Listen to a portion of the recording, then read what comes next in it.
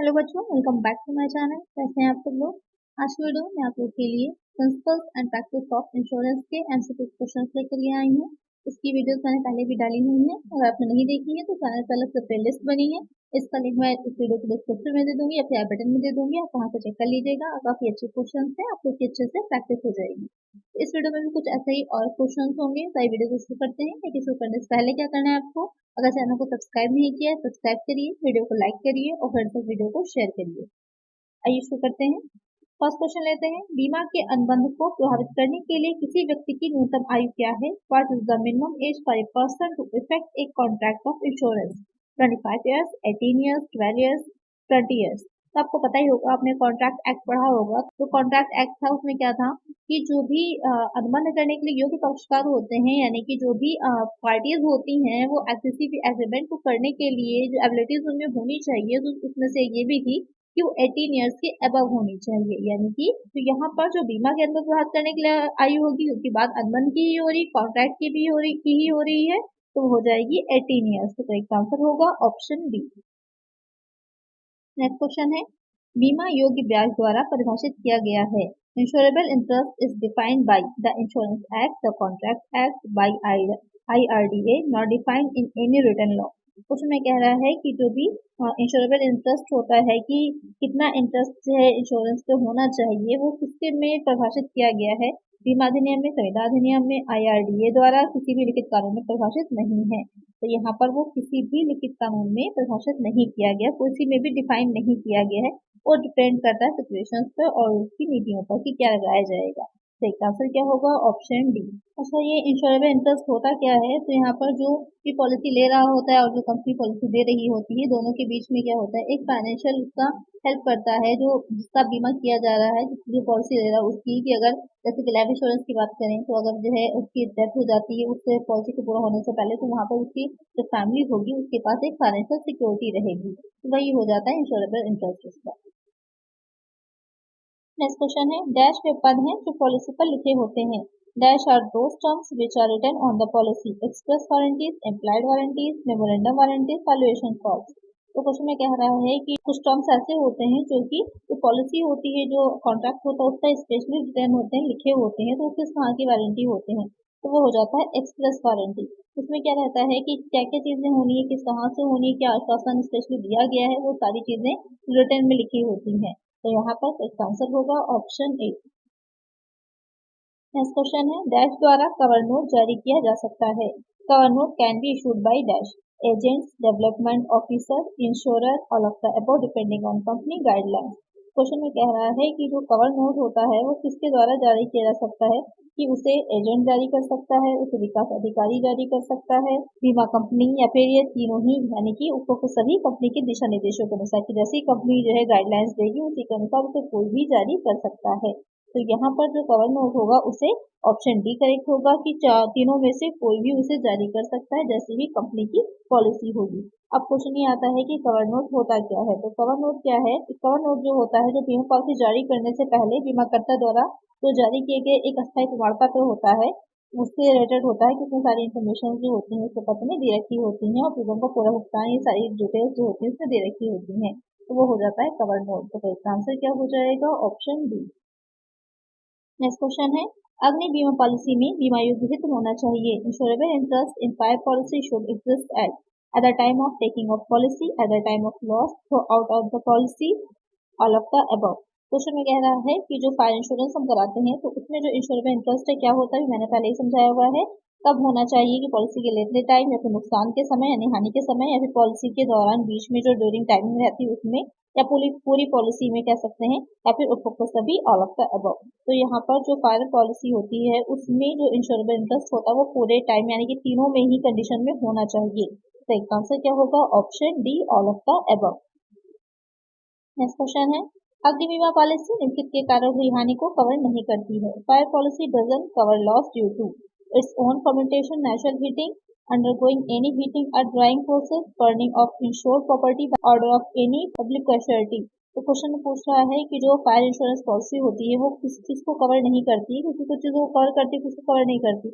तो यहाँ पर जो तीनों ही ऑप्शंस दे रखे हैं, तीनों ही सिचुएशंस में जो कार इंश्योरेंस पॉलिसी होगी इसको कवर नहीं करेगी। तो इसका आंसर क्या होगा? Option D, all of the above.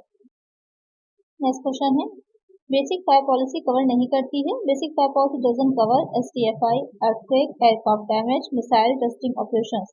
तो क्वेश्चन में कह रहा है कि जो बेसिक फायर पॉलिसी होगी इसमें से कौन सी चीज़ है जिसको वो कवर नहीं करेगी। तो यहाँ पर जो STFI दे रखा है, तो STFI में कुछ चीज़ें आती हैं जैसे स्टॉर्म है, टेम्पेस्ट है, फ्लड है, इंडटेशन है, हरिकेन है, साइक्लोन है, टाइफून है, टोर्नेडो है, ये सारी चीज़ें आती हैं इसमें। जैसे हिंदी में तूफान, टाइफून, चक्रवात, आंधी, बवंडर, तूफान, बाढ़ या फिर सैलाब, ये सब कहते हैं। तो यहाँ पर इन सबको क्या करती है, जो फायर पॉलिसी होती है बेसिक की, वो कवर करती है। साथ ही एयरक्राफ्ट डैमेज को भी और मिसाइल परीक्षण संचालन को भी। किसे कवर नहीं करेगी? भूकंप को। जो अर्थक्वेक होता है उसको कवर नहीं करती फायर पॉलिसी। तो इसका आंसर क्या होगा? Option B. नेक्स्ट क्वेश्चन है, IRDA ने डैश का स्थान लिया है। The IRDA has replaced dash the control of insurance, the LIC chairman, department of insurance, department of commerce. तो क्वेश्चन में कह रहा है कि जो IRDA है उसने किसके स्थान लिया, किसके स्थान पर उसको जो है बनाया गया था, तो उसे बनाया गया था बीमा नियंत्रक यानी कि द कंट्रोल ऑफ इंश्योरेंस के स्थान पर। तो इसका आंसर क्या होगा? Option A. नेक्स्ट क्वेश्चन है, अग्नि बीमा के तहत बीमित किसी भी नुकसान या क्षति को कवर नहीं करता है। Fire insurance doesn't cover any loss और damage insured under liability insurance, marine insurance, package insurance, engineering insurance. यहाँ पर क्वेश्चन में कह रहा है कि जो फायर इंश्योरेंस होगा उसमें किस चीज को जो है कवर नहीं करेगा, जो उसकी लॉस या डैमेज को कवर नहीं करता, तो हो जाएगा मरीन इंश्योरेंस, यानी समुद्री बीमा जो होता है वो अलग से होता है, उसको जो फायर इंश्योरेंस कवर नहीं करेगा। तो इसका आंसर क्या हो जाएगा? Option B. नेक्स्ट क्वेश्चन है, बीमाकर्ता या बीमाकर्ता द्वारा दिए गए नोटिस द्वारा बीमा को समाप्त किया जा सकता है। इंश्योरेंस में be terminated either by insurer और insured by given notice of 7 days, 10 days, 15 days, 30 days. यहाँ पर क्वेश्चन में कह रहा है कि बीमा जो बीमा कर रहा है बीमित व्यक्ति है या फिर जो बीमा जिस कंपनी ने किया है उसके द्वारा नोटिस दे करके बीमा को समाप्त किया जा सकता है। तो उसको नोटिस दिया जाएगा वो कितने दिन पहले दिया जाएगा? 7 दिन, 10 दिन, 15 दिन या फिर 30 दिन। तो जो नोटिस दिया जाएगा वो 15 दिन पहले दिया जाएगा। तो इसका आंसर क्या हो जाएगा? Option C. नेक्स्ट क्वेश्चन है, यदि बीमा धारक द्वारा पॉलिसी रद्द की जाती है तो किस आधार पर प्रीमियम वापस किया जा सकता है? Premium can be refund on which basis if policy is cancelled by insured, short period basis, pro rata basis, reinstatement basis, market basis. तो क्वेश्चन में कह रहा है कि जो बीमा धारक होता है जिसने की पॉलिसी ले रखी है, अगर उसके द्वारा पॉलिसी को रद्द किया जा रहा है तो किस तरह से किस बेस पर पॉलिसी को रद्द कर सकता है? तो यहाँ पर शॉर्ट पीरियड बेसिस यानी कि अल्पावधि आधार पर ही क्या कर सकता है, जो प्रीमियम को वापस कर सकता है और पॉलिसी को रद्द कर सकता है। तो इसका आंसर क्या होगा? Option A. नेक्स्ट क्वेश्चन है, बीमा का अनुबंध एक डैश समझौता है। A contract of insurance is a dash agreement, या फिर आप समझौता ठहराव कर सकते हैं। तो जो बीमा का जो अनुबंध होता है वो किस तरह का ठहराव होता है, किस तरह का एग्रीमेंट होता है? Contingent, constant, both, none of these.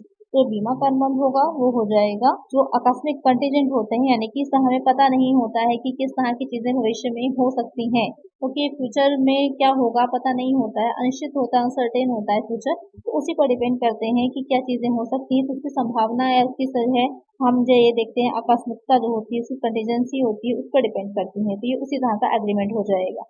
तो इसका आंसर क्या हो जाएगा? Option A. नेक्स्ट क्वेश्चन है, भारतीय जीवन बीमा निगम LIC का गठन डैश में हुआ था। The life insurance corporation of India LIC was formed in 1952, 1956, 1957, 1962। काफी इजी सा क्वेश्चन है, तो आप लोग इसका आंसर मुझे कमेंट करिएगा। जो LIC है उसका गठन कब हुआ था? नेक्स्ट क्वेश्चन है, जोखिम का मूल्यांकन डैश सिद्धांत के आधार पर किया जाता है। Risk is evaluated on the basis of theory, variability, contingency, probability, all of the above. Question में कह रहा है कि जोखिम का मूल्यांकन जो होता है ये देखना कि जो है कितना रिस्क हुआ है, उसको एवेल्युएट करना किस सिद्धांत के आधार पर किया जाता है, तो वो हो जाता है प्रोबेबिलिटी यानी कि संभावना के सिद्धांत पर किया जाता है कि कितनी संभावना है कि क्या हो सकता, कितना रिस्क हो सकता है जो भी जिस भी चीज का बीमा कराया जा रहा है जिस फैक्टर का, उसमें। तो इसका आंसर क्या होगा? Option C. नेक्स्ट क्वेश्चन है, निम्नलिखित में से कौन सा जोखिम का प्रकार नहीं है? From the following which is not a type of risk, speculative risk, dynamic risk, fundamental risk, quantitative risk. Question में कह रहा है कि जो इसमें से कौन सा है जो रिस्क का टाइप नहीं है, प्रकार नहीं है। तो यहाँ पर जो आपका स्पेक्युलेटिव है, डायनेमिक है, फंडामेंटल है, तीनों ही क्या है? रिस्क के टाइप हैं। कि जो क्वांटिटेटिव होता है वो रिस्क का टाइप नहीं होगा। तो इसका आंसर क्या हो जाएगा? Option D. आज की वीडियो में इतना ही। आई होप आपको वीडियो अच्छी लगी होगी। अगर वीडियो अच्छी लगी है तो वीडियो को लाइक करिएगा, चैनल को सब्सक्राइब करिएगा इस तरह की और वीडियोस के लिए, और फ्रेंड्स तक वीडियो को शेयर भी करिएगा। मिलते हैं नेक्स्ट वीडियो में कुछ और नए क्वेश्चंस के साथ। Thank you.